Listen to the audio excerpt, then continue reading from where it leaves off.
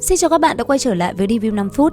Nếu phải dùng một từ để mô tả tập 9 này thì đó chính là phá kén. Trần Trường Sinh của chúng ta đang đứng trước một ngã rẽ sinh tử, ranh giới giữa việc trở thành huyền thoại và tan thành tro bụi chỉ cách nhau đúng một ý niệm. Mở đầu tập phim là bầu không khí nặng nề bao trùm lên Quốc giáo học viện. Sau tuyên bố chấn động của giáo hoàng về việc thiếu niên chưa từng tẩy tủy sẽ đoạt lấy thủ khoa đại chiêu thí, Trường Sinh bỗng chốc trở thành tâm điểm của mọi lời đàm tiếu.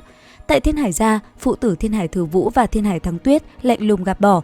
Nếu Trần Trường Sinh thật sự đạt được thủ khoa đại chiêu thí, như vậy nói không chừng hắn thật sự có thể cưới Từ Hữu Dung cũng nên. Nhưng mà chuyện này e là không thể. Dưới chân hoàng cung, Thánh hậu nương nương sau khi biết tin thì cũng lẩm bẩm nói, chẳng qua là phô trương thanh thế mà thôi, nhưng mà thanh thế thật khá lớn. Lúc này đây, người kỳ vọng, kẻ mỉa mai, còn bản thân Trần Trường Sinh thì vẫn trăn trở với câu nói, tại sao tẩy tủy suốt bao đêm mà cơ thể vẫn như một mặt hồ lạnh ngắt. Trong lúc lục tìm cổ tịch, hắn vô tình đọc được bí văn về một tu sĩ phương Nam từng bị bạo thể mà mất mạng sau 13 năm tẩy tủy không thành. Thay vì sợ hãi, hắn lại nảy ra một suy luận cực kỳ táo bạo.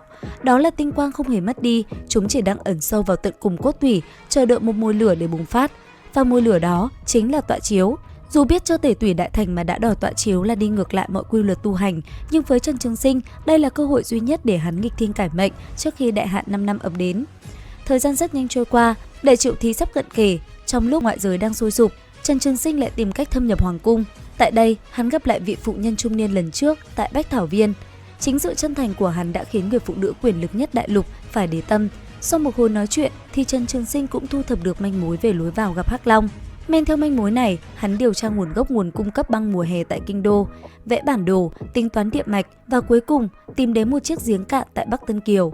Không một chút chần chừ, Trần Trường Sinh gieo mình xuống giếng sâu không đáy.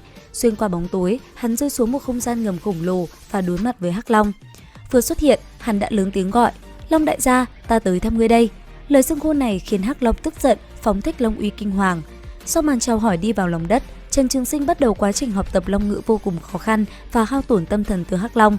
Dù biết thời gian trước đại chiêu thí vô cùng quý giá, hắn vẫn kiên trì cắn răng học tập. Không gian dưới đất thỉnh thoảng lại vang lên những âm thanh bập bẹ sai lệch của hắn, xen lẫn tiếng cười chi chi, khoái chí của cự long. Khi trời hửng sáng, Trần Trường Sinh dịch chuyển trở lại mặt đất, bỏ lại Hắc Long, mang ánh mắt lưu luyến cất giấu dưới vẻ chán ghét. Trở về Quốc giáo học viện, hắn bắt gặp Mạc Vũ đang đứng cạnh giường mình với vẻ mặt tức tối.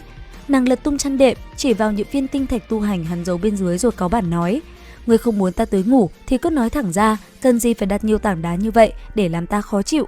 Ngày hôm sau, Trần Trường Sinh phát hiện toàn bộ chăn đệm của mình đã bị Mạc Vũ lấy đi mất. Khi đại chiêu thí chỉ còn vài ngày nữa là sẽ diễn ra, Trần Trường Sinh một lần nữa nhảy xuống giếng cạn Bắc Tân Kiều.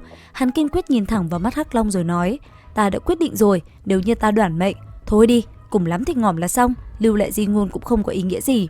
Nói rồi hắn nhắm mắt, quyết định mạo hiểm bỏ qua bước tẩy tủy để trực tiếp tọa chiếu. Thần thức Trần Trường Sinh tiến vào tiểu thiên địa trong cơ thể, tìm thấy toàn bộ tinh huy tích tụ bấy lâu nay dưới dạng một cánh đồng tuyết. Thời khắc thần thức chạm vào, tinh huy lập tức bốc cháy, chuyển hóa thành chân nguyên cuồn cuộn.